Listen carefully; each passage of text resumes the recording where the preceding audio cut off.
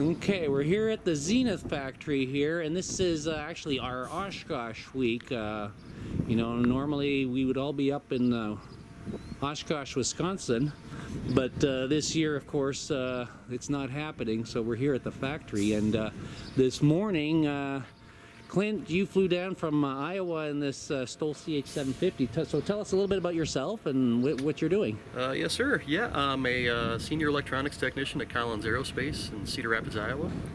And I took on a project about 9 years ago, a scratch-built CH 750 STOL. And of course, bought a few components from Zenith, landing gear leg, the extrusions, and some of the welded components. But all the aluminum, for the most part, was scratch built at a basement workshop. It took about 7 years to build, start to finish, and been flying it for just about 2 years. First flight was in November of 2018.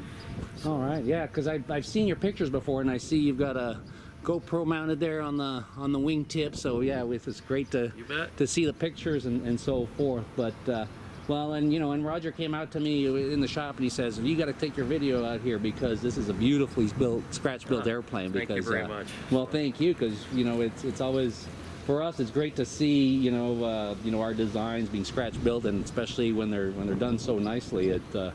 Thanks. It's a testament to your skills and so forth, because you know, when you, especially an unpainted scratch-built airplane like this, you know, your workmanship really shows through, because you can't cover up anything. That's right. when you're an unpainted airplane. That's and right. So when you see such great workmanship and the finish and the details, just great to see that.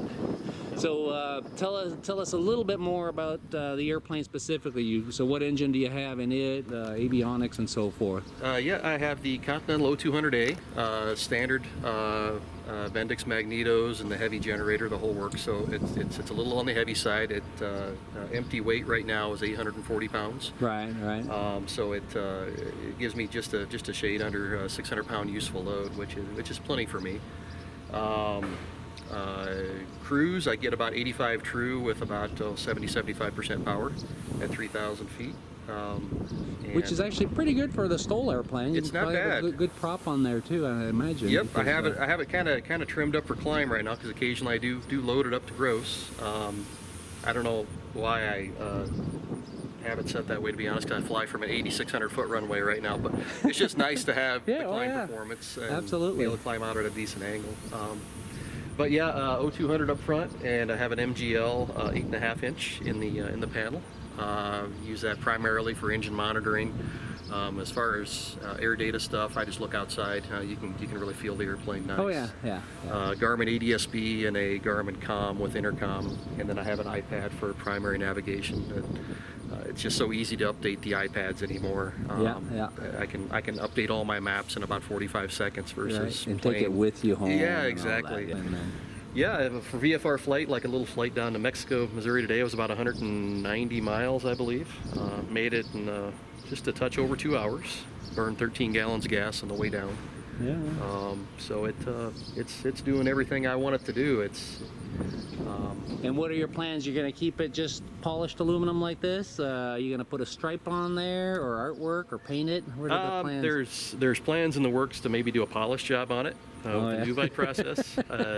Joe Harrington. Yeah. His plane is gorgeous. And I know. He's got a gorgeous plane, and the first time I saw it, that's the way mine needs to look. But you've talked to him about it, haven't you? He said, "Don't do it." Exactly.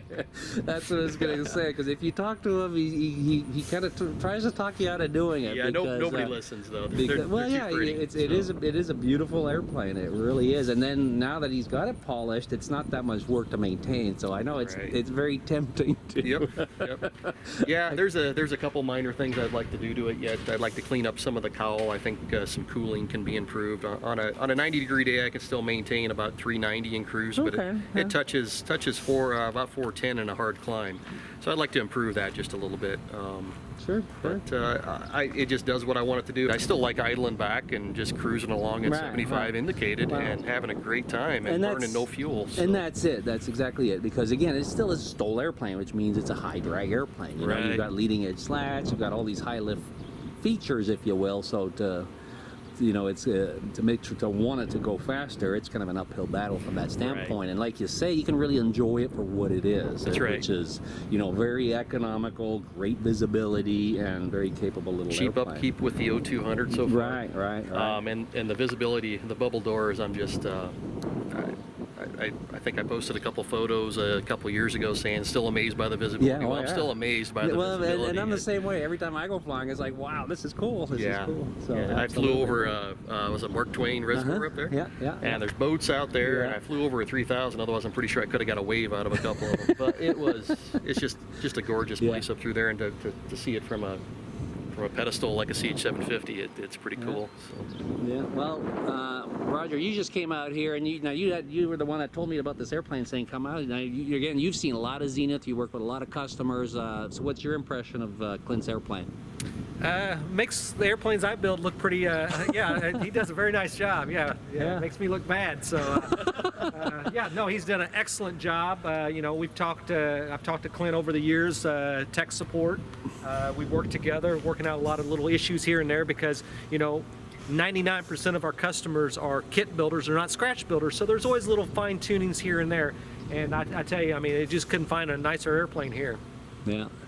Yeah, a lot of good attention to detail and just the workmanship. And like I was saying, you know, it's unpainted airplane like this. You can't hide anything. So, you know, it's right. When you see. And he's, you know, nut plated the root skins, the wing tips, little details there. You know, so when he's doing his annual inspection, he can take those items off. Nut plated his dorsal fin, which is really nice. But, you know, all those things takes hours and hours to do. And it'll increase your building time. Right. And, you know, it's great, but you don't want to spend eternity to building it either. Which I nearly did. Well, you said 9 years from start to finish? 7 years start to finish, and it's been flying for 2. Yep. Right. Oh, okay, 7 years. So, yeah. But I got to tell you, having Roger and Steve to bang ideas off of was fantastic. Oh, yeah. And initially, I'd only bought the plans from you folks. You know, you guys did not receive a huge amount of money from me, but you guys still provided outstanding support. So and like Chris was famous for saying a number of years ago, you should be able to put one of these together with basic hand tools. And I don't have big brakes and big shears in my workshop. Yeah. This was done with an Olfa knife, and it can be done. Yeah. Oh yeah. Well, not just done, but you can be done very nicely too. Like I mean, that's again, getting a job done is, you know, that's one thing, but doing it very nicely, that's and again, you've done a beautiful job on it. So thanks. Thank you. So this is a scratch build airplane. Do you know exactly how much you have invested in this project? I do, and versus the kit, I unfortunately penciled it up, and I might have saved between $4,000 and $5,000 total. But I did a lot of improvising with tools and tried my best not to buy any tools, which is very hard for me because I very much love tools.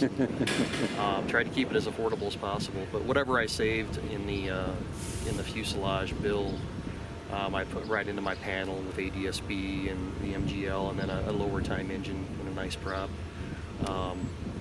You really got to like to build if you're going to take on a scratch build, in my opinion. I wouldn't necessarily do it to save tons of money. Maybe if I would have cheaped out on the panel and, you know, bought a higher time engine, I could have saved more. But the time saved with your match hole drill kits now, everybody's got to make that trade for themselves. And for me, I just really like building stuff. If I'd do it again without hesitation. I was just talking to Roger about a dream that I might try to put together, but right now I'm perfectly happy with the aircraft as it's performing. It gets me up in the air, lets me do my touch and goes, and gets my flying fix in very affordably. So. Yeah, good.